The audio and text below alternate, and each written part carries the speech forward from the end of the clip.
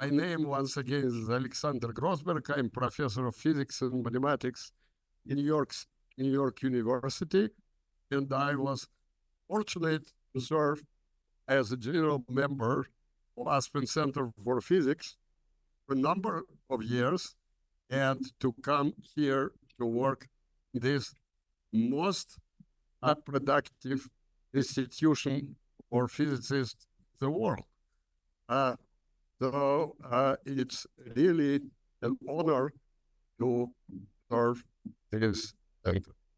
And in particular, today, I'm serving as the introducer to a friend of mine, a biophysicist, very well-known biophysicist, Robijn Bruinsma, professor in University of California, Los Angeles. And without further delay, let me give microphone to him. Thank you very much, Shura, for your kind introduction, and welcome everybody. So I'm going to start my talk by showing you this picture. And this is an electron micrograph, and it shows actually something which all of us carry with us. It is a particular bacterium called E. coli. Bacteria were first seen in the 17th century when the first powerful microscopes became available. Most versions of E. coli are harmless, some are not. So I want to show you, whoops.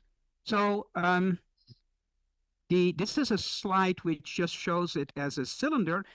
This is a stained picture where you put certain chemicals which mark it, and you can even see much finer structures.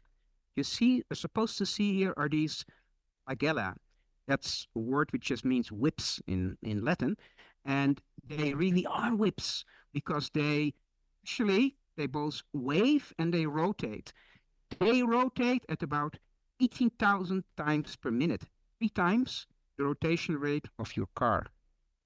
They allow this bacterium to walk through your gut, looking for goodies. This is a picture where it's greatly magnified, but this is absolutely not a true microscopic image. It's impossible to make microscopic images like that. Remember these flagellae? This is a motor which is attached to the flagella. And it has a stator and a rotor. It's embedded in this membrane, and it swirls this thing around like crazy. It's composed of lots and lots and lots of proteins. Now, the building code for this amazing flagellar motor, by the way, this motor doesn't run on gasoline or on solar power. It runs on a kind of fuel cell depending on the concentration difference of acidity. So one of these compartments is more acidic than the interior. And it's this concentration difference which powers this motor. So this motor and all the other components you see over here, which we call molecular motors and various other names like ribosome, building code is in the DNA. The DNA is going to be subject of my story today. The only other thing I want to show from this picture is that the black here is not vacuum, it's salt water. That will turn out to be so important. If you want to understand how life works for a cell, the first thing is to realize it's in salt water. Salinity of the water in a cell comparable to the ocean. Maybe because life originated from ocean. We simply don't know. The other thing is, David Goodsell is called the master of molecular art, and we'll provide you with a link where you can see beautiful images of all kinds of cellular functions.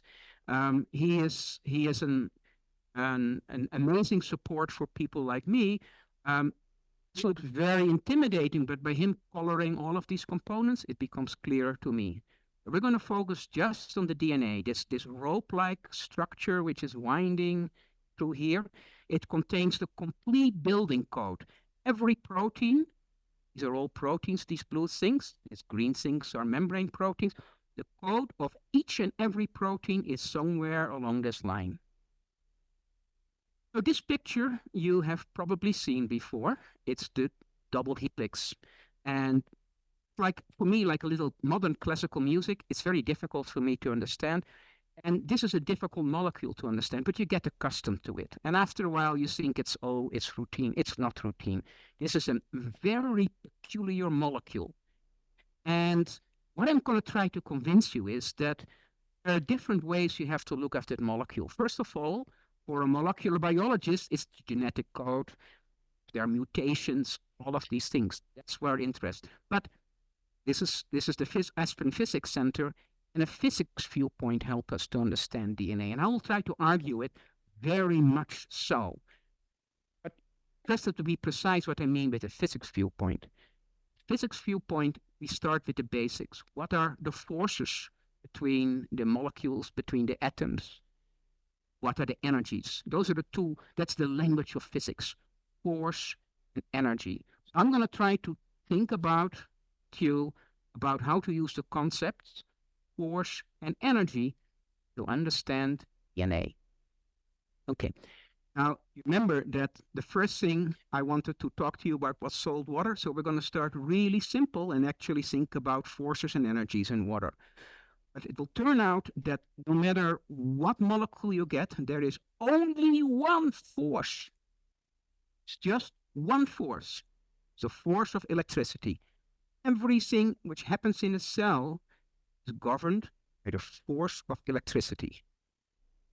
Physics knows many other forces, but for life, it's just one force, the force of electricity, which just tells you how charges interact with each other. Two positive charges, they repel. Two negative charges, they repel. But a positive and a negative charge attract. So here you see it with these arrows. This means a repulsive force. This means a repulsive force, and here you get an attraction. So the first rule for this force is that this electrical force is proportional to the product of the magnitude of the two charges. Let's say they have the same charge, if you double them, it becomes 4 times bigger because it's the product of 2 times 2. If you have opposite sign, then this number, the product of the two charges, becomes negative. So this already automatically includes the fact that charges change sign. It's very different from gravity. Gravity is always attractive. Electricity can go both ways. Now, second rule is that the force depends on the separation. The closer the charges are, stronger the force. Drops off like the square of the separation, meaning that if you make the separation twice bigger, then the force becomes 4 times smaller. You want to make a plot here. Here's the vertical axis is the force, horizontal axis is the separation, and it is very large when they're very close because 1 over a small number squared is a very big number. But if the separation is very large, then it goes to 0. So these rules were known already in the 18th century. Were written down by a well-known French scientist called Jean-Augustin Coulomb. So we've known of this law for for a couple of centuries. It is just, if you want to understand life, this is the only law you need to know. And I want to work you through how we can see that. So once again, one thing I want you to carry home from my lecture, I was going to say class, all molecules, because they don't, never mind. All molecules interact with each other through the force of electricity. So if I wake you up at night and I say, what is the force of life? You say electricity. Okay, good. So we're going to practice with water because cells are filled with water. If you don't understand water, you can forget about it. You won't understand anything else. Here's water. So water, this is the one thing I remembered from chemistry from my 2nd grade. There's an oxygen atom and 2 hydrogen atoms. So here's the big oxygen atom and the 2 hydrogen atoms. They're sitting sort of like this at an angle a bit bigger than 90 degrees in the center. me, it looks like Mickey Mouse. Now, point is what electricity? The total electrical charge of water molecules is 0. They have no charge. So you would guess they have no force. Wrong, because oxygen is hungry to take electrons. So it grabs electrons from the hydrogens as part of the chemical bond, which makes water from what it is. So you end up with an excess of electrons here and a deficit of electrons there. That means that the charge here is positive and charge here is net 0, but it's negative here and positive there. So we call this an electrical dipole. We also use sometimes the word monopole if it's a normal charge. A dipole means that the total charge is 0, but there's a separation between the positive and the negative charge. This little fact that water molecule is the electrical dipole is the key to understand water. And water is a mystery. We still really do not understand in detail how water works. Okay. Now, remember in the beginning I said, I was told here there's a line I shouldn't walk over. Sorry. Okay. Where was I? Okay. So force and energy. I mentioned force. Now we're going to talk about energy, which will be what we're going to use mostly from here on. Now, it's very easy to go from force to energy. The electrical energy of two charges is simply the force times the separation. So let's practice with water. So with water, we have two charges, positive and negative. They cancel, but they're separated. So the electrical force goes like the product of the two charges. So you get a negative number divided by the distance squared times the distance. So I get 1 for the distance. What distance do you use? The size of the water molecule. So we can right away estimate the electrical energy of a water molecule. Yes, a water molecule carries electrical energy. Good. Now I'm going to give you a rule. Here is the rule on how water molecules move around under the electrical force. Now I want the physicists to really shut up. Okay. Because there are a lot of things about this. Here is the rule. Electric charges in an environment like water tend to move in a way so as to reduce the total electrical energy. In an environment like water, because law of conservation of energy is not valid. Most physicists begin to shudder if you tell them that. They don't like that. And to move, well, it's kind of the direction they'll go, but on top of that, they are jiggling around like crazy. So that's the rule, and we're going to apply that to water. Back again to, now we have 4 Mickey Mouse. This H this was positively charged, this is negatively charged. So they will move around, these 4 water molecules, in a way to reduce the total electrical energy, meaning you want to have as much negative energy as you can. You want to have all of the positive protons, hydrogen atoms, squeeze into the oxygen. And all the oxygens squeeze in to the hydrogens. So find the lowest state, you have to puzzle, you have to fit them together, and people make models and fit them together. So according to this principle, lowest energy state, water molecules, is when the 2 hydrogen atoms, here and here, of each water molecule are able to make contact with an oxygen atom of a neighboring water molecule. Did you follow me? All the time you put the positive charges on one with the negative charges on the other. Now, because it has a weird shape, figuring out what the lowest energy configuration is, it's a lot of puzzling. These days, of course, with computers, it's a little easy, but this was all figured out just with pencil and paper. We call it, by the way, dipole-dipole interaction because they're dipoles. So, what is the answer? What configuration of water molecules has the lowest energy? You know the answer, it's ice. Okay? So if you minimize the electrical energy of all of these water molecules, you get ice. Now I want water, but okay, let's start with ice. How does it look like? Here is a cartoon of ice. You see here here are the water molecules all over the place. These dashed lines are contacts of an hydrogen atom and an oxygen atom. This is an equilateral hexagon. I want to focus on this particular this particular hydrogen and oxygen, this particular water molecule. You see here 4 red lines. First, we're going to follow this hydrogen, and it's pointing to the oxygen of this molecule, and the other hydrogen is pointing to the oxygen of that molecule. And the other two, we have a hydrogen from this neighbor and a hydrogen from this neighbor, and they're pointing inwards. So you get a kind of H surrounding our favorite molecule with these bonds. Now, in reality, it is much closer. But you wouldn't see anything if it was all it's jammed together. And so all of these bonds have the same length.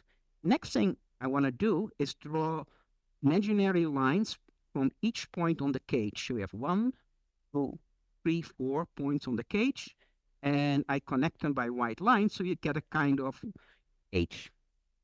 Here is a neater way to draw it.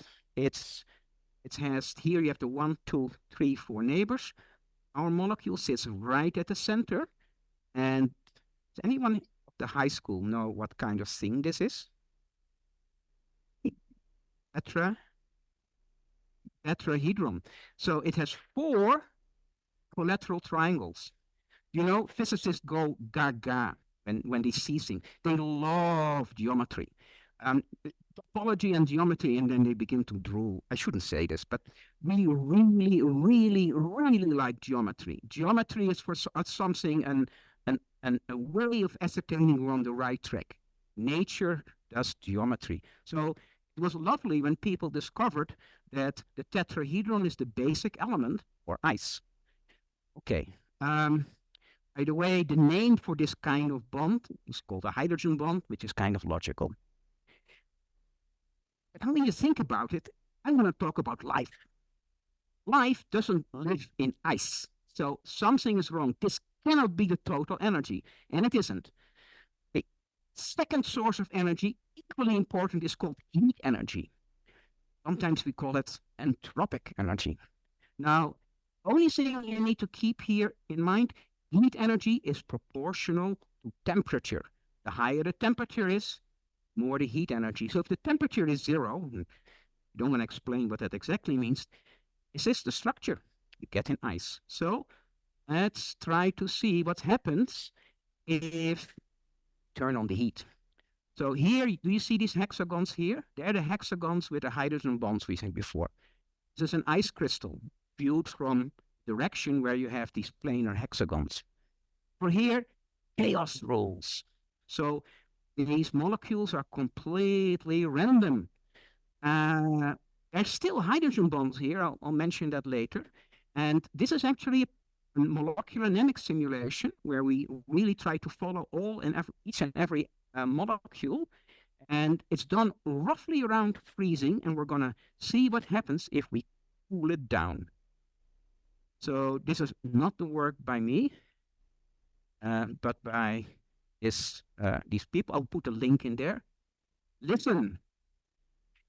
Noise. This is the noise of the heat energy. My colleague Grossberg thought it was the kind of noise you hear when you go to the restroom. Dirty mind. So what happens here is that as you cool it down, the noise goes away. And it's gone. So this was complete freezing. You had had water on the bottom, ice on the top, and when the temperature was going down, the ice began to invade the water till it was all gone. So there was a transition from a state which is dominated by heat energy to a state dominated by electrical energy. And we call this, in a fancy word, an order-disorder transition. Life lives because of order, or so many order-disorder transitions you encounter. It's a great tool. So once again, hydrogen bonds are still there. It's just that they keep changing, and you can count them. There are never 4 hydrogen bonds. So this is a kind of compromise structure. The heat energy is dominating here, but it's still not too bad in terms of hydrogen bonding energy. So that is water which we live. So these molecules are still pretty correlated. And that is the environment in which we're going to look for DNA. I want to practice with you again. You know, you teacher, you practice. So cells are filled with salt water. So first, what is salt? Salt is composed of not dipoles, ill charges. Sodium ions, which have a charge of +1. Chlorine ions, which have a charge of -1. 1 unit of charge is the charge of an electron, it's in magnitude. So let's play the same game. What arrangement of salt ions has the lowest energy in dry air? Well, dry is the important part here. You know the answer. If you have the time, you have a microscope, take salt crystals and look under it. You'll see it is this beautiful cubical structure. It looks like, well, never mind. Maybe some artist would have thought about it like Picasso in the cubic phase. I don't know.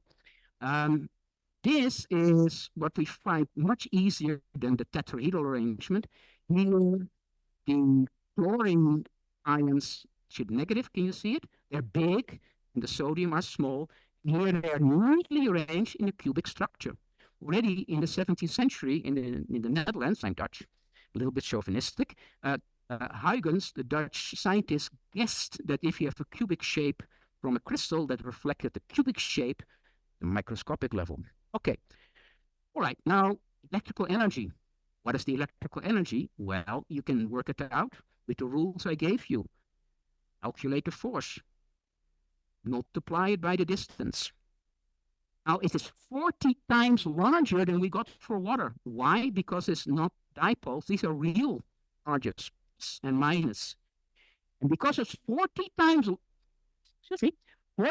larger than the hydrogen bond energy, the hydrogen bond energy was roughly comparable with the heat energy. Do you remember? Hydrogen bond energy is roughly heat energy because ice melts roughly at 0 degrees Celsius.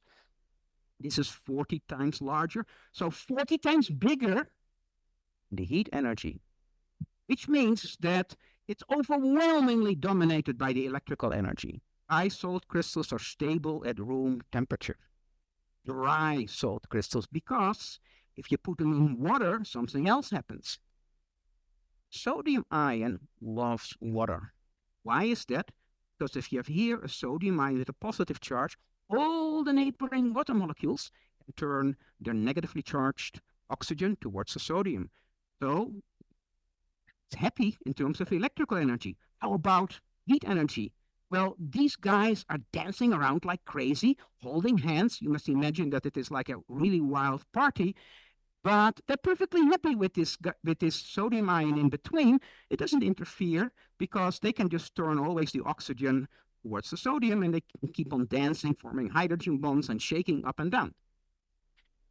Chlorine ions is just the same. So we say that they are water-loving or hydrophilic. Water is the Greek, hydro is the Greek word for water, feline to love.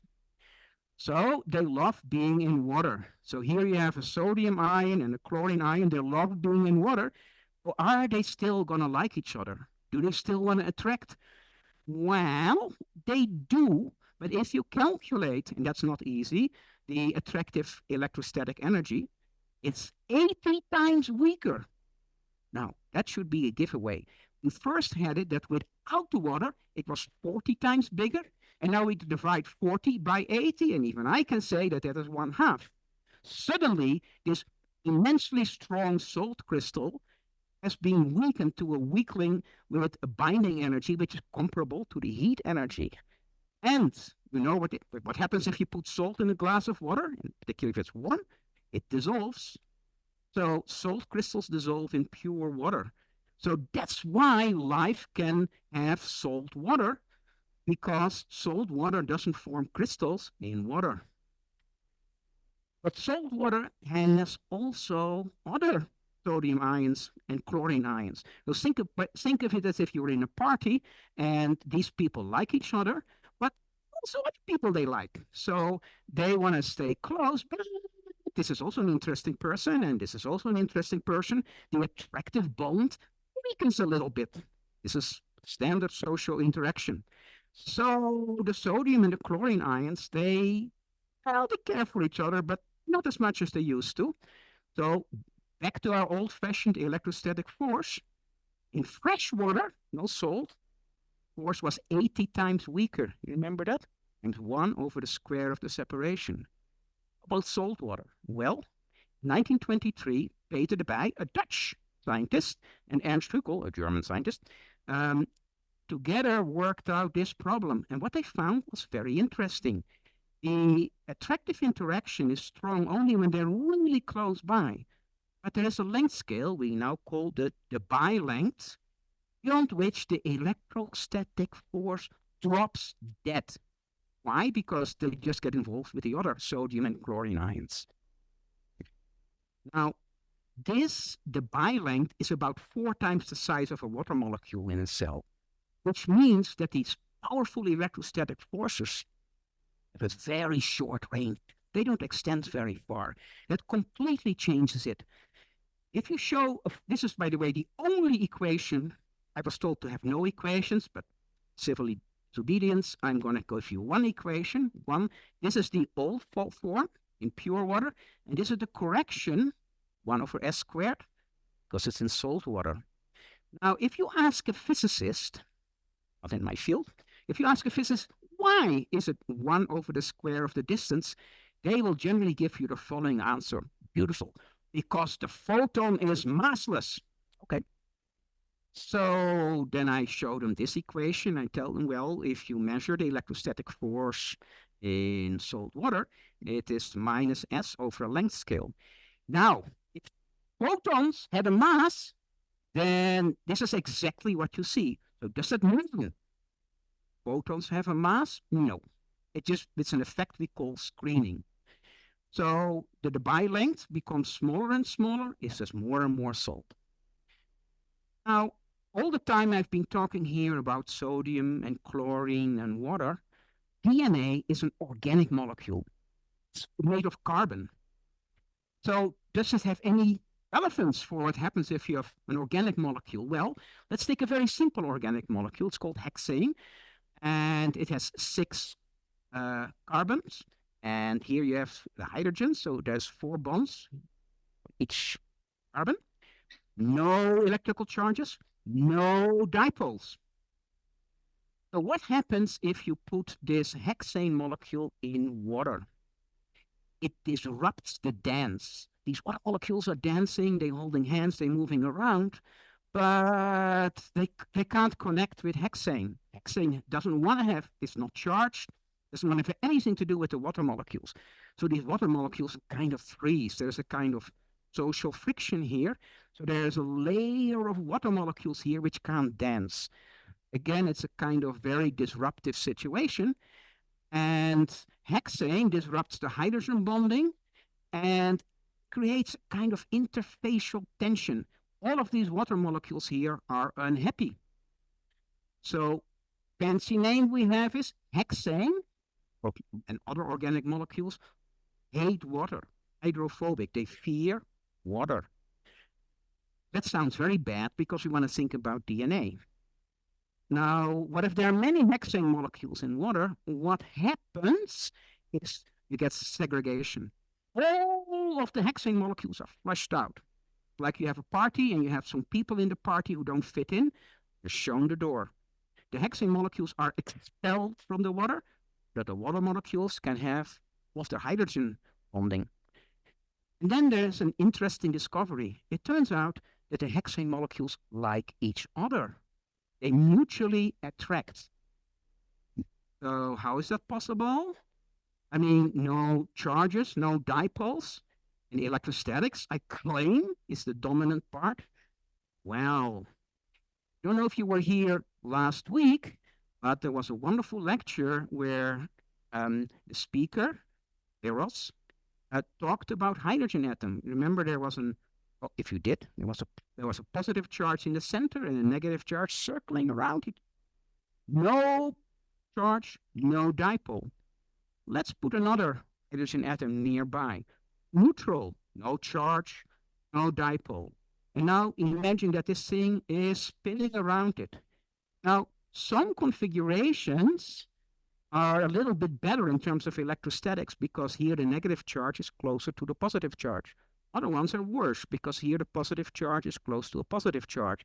So there's a slight energy difference as these things are swirling around. It's the dipole-dipole interaction.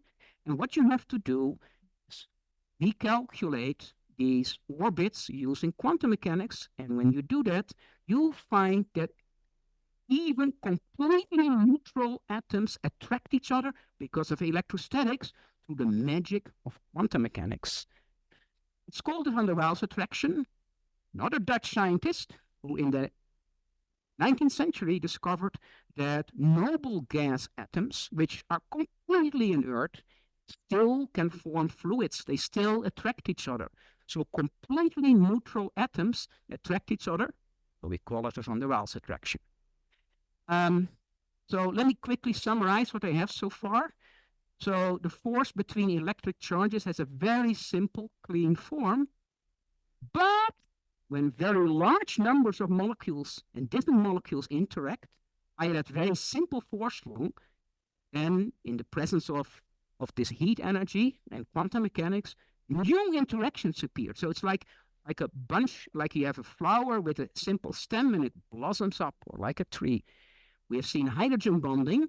We have seen the biomolecular interaction, hydrophobic interaction, and universal van der Waals attraction. In the last 30 years, we have learned that this is a very important fundamental principle of physics. More is different, and the previous speaker emphasized that too. If you have something simple and you multiply it many, many, many times, you can get something completely new, which you would never have guessed from the underlying simple law. Qualitatively new physics arises when very many particles interact, even when you have a very simple basic interaction. Okay, that's the first part. Now back to DNA. We have now all the basic principles. Now we're going to apply it in the remaining part, DNA. So how does that work? First of all, do you remember this weird snake which curled up, which you always see in these pictures? That is a hydrophilic backbone. On the other hand, this black part, where the genetic code is, they are hydrophobic base pairs. So, a molecule, there are such molecules which are both hydrophilic and hydrophobic. We call it amphiphiles. They go both ways. From Southern California, and we are here very diverse. So, the DNA molecule goes both ways, and that is essential in understanding its function. It makes it extremely flexible. So why is DNA able to have these enormous densities in there? Remember the universal van der Waals attraction between organic molecules? It clumps together. If that was really at work here, there's no way you could have all of this information stored here. It would just be like a drop of butter or something like that. It would just stick together in the water. Oil and water don't mix. But DNA seems to mix very well. Why? Because it has a hydrophilic backbone. It doesn't carry the genetic information. So you have a combination here of organic material, which carries the genetic code, and highly charged material, which allows it to be packed, and it will repel each other. By the way, most big molecules inside cells are negatively charged because you don't want them to stick together unless you want them to stick together. And I will give you an example for that. So let's see how this works. This is my level of chemistry. Here's a single DNA strand. Here, B, that's the basis. There are 4 of them. We'll talk about that. Here is this backbone. It's called a sugar phosphate. S stands for sugar. E stands for phosphate. Sugar phosphate, sugar phosphate, sugar phosphate. An arrow directed. Each phosphate, 1 unit of negative charge. By the way, they sit inside a tetrahedron. The phosphate, without anything else, looks like this. It's like in water. But in order to link it up to these sugar groups, they're called riboses, you actually charge the whole system. So you have a combination of highly organic sticky stuff and highly charged soluble stuff.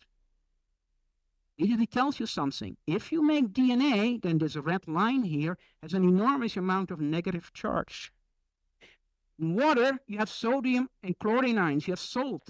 So sodium ions congregate around this negative charge. In fact, they're far more than shown in here because, oops, you can still see it, right? Not so well, doesn't matter. So sodium ions, they congregate around it, and we call them counter ions. So there's this dense cloud around DNA. Now you understand why. So how about these bases? These are the nuclear bases. There are 4 of them. And so-called Crick-Watson base pairing means that the A nuclear base pairs with the T nuclear base, and the C nuclear base pairs with the G nuclear base. And the sequences of A, C, G, and T, that's your genetic code that encodes all the proteins in your body. Every protein in your body is somewhere along this strand. This is not how DNA works, right? It's a double strand, so we need to pair 2 strands. Here's how that works. You take one strand, like this, with the arrow up, and then the other one, you turn around, the arrow is down, and now you see these dashed lines. They're the same as the dashed lines before. They're hydrogen bonds. Hydrogen bonds I talked to you before is what causes these strands to stick together. So deep inside this organic stuff, there is something a little bit inorganic. Now, there's something strange with this. To show you the size of this picture, what I've done here is, of course, a 2-dimensional. Anyway, this is done by an engineer who thinks the way I would. Molecular biologists wouldn't be too happy with a picture like this, but I love it. So here's a water molecule, and if you're looking at it, it fits in between the hydrophobic bases. Remember, hydrophobic, it hates water. So this would mean that there's lots of water between here. Can be. Also, these bases attract each other. Van der Waals, the universal Van der Waals attraction between organic, they want to stick together. So we have a paradox here. This structure, which is supposed to be the structure of DNA, can't possibly exist. These things are rigid, can't stand on each other. What is the resolution? Here is the resolution. You take, each of these is a base pair. This is a base pair. And now what you do is, without changing this length, twist it. And as you twist it, get closer together and sit on top of each other. There is no more space of water. The water gets squeezed out between the bases. So now hydrophobicity and Van der Waals attraction are very happy. We call it base stacking interaction because it stacks the bases. And there we are. Let's put a whole sequence of them. So every time I go up, I give it a particular rotation, where the same blocks are here everywhere. Each block is 2 base pairs, 1 base pair, bases. So every time I twist it to squeeze the water out and to satisfy Van der Waals, and now you know, the DNA is the helix. It's to squeeze out the water. Water should not get in between the bases. Now, this is how it actually looks like. It's not precisely like that, but for a physicist, this is a very nice explanation. And you learn something. What do you learn? Do you remember that these are phosphate groups, heavily negatively charged? I'm going to violate the rules. And you have lots of negative charge here. Lots of negative charge here. This distance is not much more than it's less than the Debye length, in fact. Oh, that means that there is a fight going on. Base pairing, the base stacking, wants to keep these on top of each other. On the other hand, electrostatic repulsion wants to unwind the helix. So there is a profound competition between the electrostatic repulsion and the hydrophobic attraction. DNA melting. This is the 3rd time we see an order-disorder transition. There is a careful balance between electrostatic repulsion and the attraction. And in fact, if you heat up DNA, something like 70 or 80 degrees Celsius, it melts. Strands keep the chemical structure, but they just fall apart. Why is that great? Because DNA is like a library. And you don't want the library doors to be closed. And because they are kind of fragile, you can open this. DNA also has to be duplicated in both cases. When you want to read the genetic code in the library, or when you open it to duplicate the code, these strands have to be able to come apart from each other in a coordinated way. There where you get another delicate balance. Okay, I want to finish by showing you a simulation. This is by Drew Barry, who is a MacArthur Fellow for these wonderful movies. So we're going to see here a little bit about protein-DNA interaction.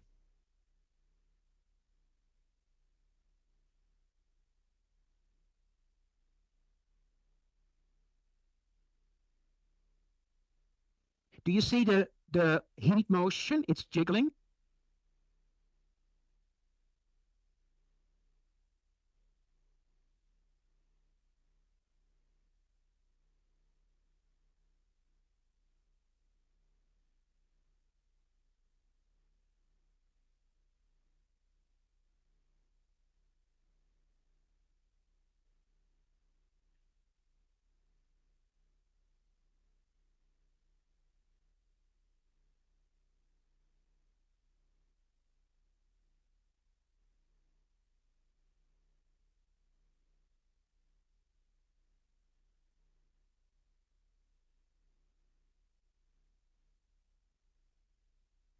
So coiling upon coiling, you coil the coils.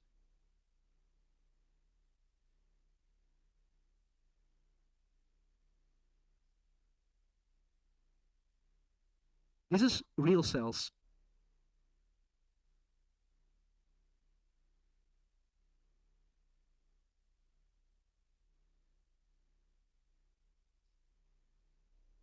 Here, two cells are separate. They have duplicated the DNA and they separate.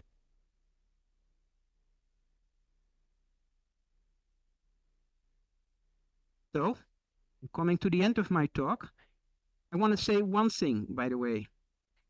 Last part of this movie is pure fantasy. But this movie is from 2003.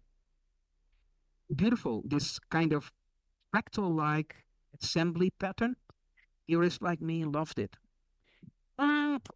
Experiments, the new experimental technique developed in the 2010s, they show that this was pure fantasy. Science is not revelation. We make models and we test them. Here the experiments show that this higher order looping, this higher order whirling around doesn't happen. It's quite different.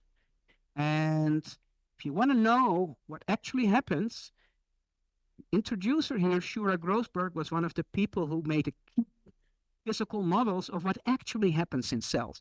Science needs progress and needs experiments, test ideas. Fractal, self-similar, packing, beautiful, except it's just fantasy. We need experiments to keep us safe. Finally, thank you and the whole Aspen community for letting me be here.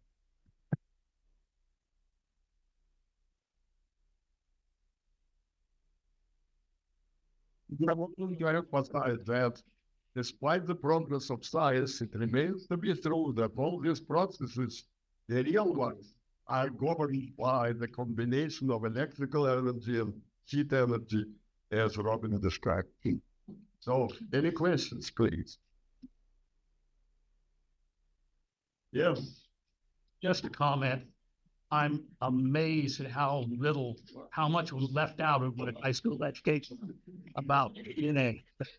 Well, amazingly, we know far more about the structure of the universe.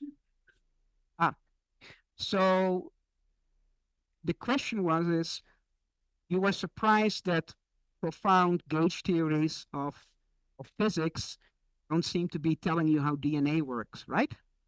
Yes, it's a risk factor of emergence. It's very easy in these gauge theories to understand the Coulomb interaction. This emergence of new interactions, which is essential for DNA, we don't understand. So we understand profound things, what goes on inside the nucleus, structure of the universe. In fact, we are woefully ignorant what goes on in our own cells. And I hope I convince you physics plays a role there, because this kind of picture doesn't come out of chemistry or molecular biology. Yes, really. And the importance of the bases being hydrophobic. What is the importance of the sugar phosphate? Good question. Did everybody hear it? So the person in front said, I understand why the bases are important, because that's where the genetic code is. Why do you need this string of phosphate? Because you need to get it inside this cell, which is filled with salt water. If you just would put bases inside a cell with salt water, they would cling together because of van der Waals attraction, because of the hydrophobic attraction. It would just be one clump, and you would be unable to read it. You need to keep this molecule soluble in water.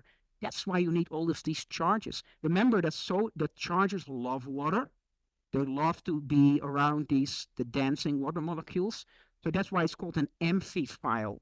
It has both the carbon-rich genetic code, because that's where the information is stored, and you have this string of very soluble material, which allows you to put a lot of it inside the cell. Do you know that inside our cells, we have of the order of 1 meter long of this in our nucleus?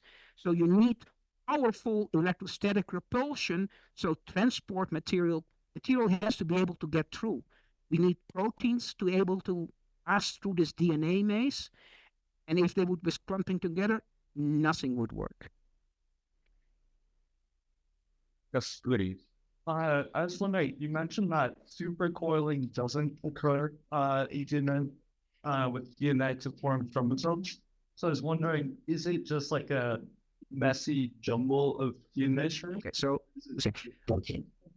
so first of all, what is replacing this supercoiling picture? First of all, you don't see it in cells, but it's been seen in the laboratory. That's why this was not just fantasy from Drew Barry. There were good, solid experiments, not done on cells, but we say it in vitro test tubes, which showed that you could get supercoiling. There's nothing wrong with the idea. What replaces it is something very strange. You get a random coil, but it is not quite random. We have a picture of countries. Our chromosomes are composed of sections, and these sections seem to not get entangled. So you have a very, very beautiful but statistical picture. The new technique which brought this out is high C, where we could find out how close to nucleotides were in space and along the DNA. And then you'll find that there's a kind of scaling law. And Shure here can explain the scaling law for you. It's a statistical description, not messy. Statistics is, our lives depend on statistics. So rather than a beautiful geometrical organization, we get a statistical picture. But maybe Shure I should answer. Yes, time for one more question. One more question. Yes, please. I guess I'll note off this question then. So then what's the difference between the in situ and in situ? So under in situ conditions, you take, what is the difference between, he asking, why do you get in one case supercoiling, and in the other case, something completely else, this scaling law, which Shure derived. The way you do the experiments in vitro is you make this fiber where the DNA wounds around all the these nucleosomes, you remember from the movie? And then you very carefully anneal it, and you let it find the minimum energy state because of electrostatics, like I explained. That turns out to be a supercoil. But that's not what happens in cells. Cells are constantly dividing. The DNA is split up, and pull them apart, and they reform, and they are recondensed. And you get a structure which is completely different from the minimum energy electrostatic structure. So thank you very much once again for coming, and we hope to see you again for the next lecture.